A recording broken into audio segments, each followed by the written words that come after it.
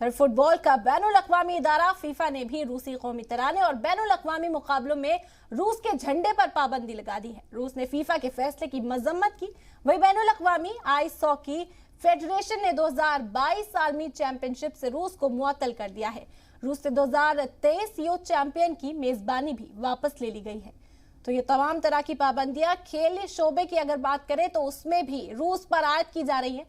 FIFA का भी बड़ा ऐलान आपने देखा, वर्ल्ड रग्बी ने भी मुअत्तल किया रूस और बेलारूस को। और फीफा के फैसले के बाद रूस मजम्मत भी करता हुआ नजर आया, लेकिन फीफा ने यह फैसला सुनाया। और वहीं बैनुल अक़वामी आइस हॉकी फेडरेशन 2022 भी आलमी चैंपियनशिप से रूस को मुअत्तल कर चुका है। आपको बता दें कि रूस से 2023 यूथ चैंपियनशिप की मेजबानी भी वापस ले ली गई है। मुसलसल जो तमाम ममालिक के खिलाड़ी है वो भी बयान जारी करते हुए नजर आ रहे हैं कि अमन कायम हो दुनिया में, और साथ ही साथ रूस और बेलारूस के जो खिलाड़ी उनके साथ खेलने से भी इनकार कर चुके हैं। और इस बीच ये बड़ा ऐलान फीफा की जानिब से भी किया गया।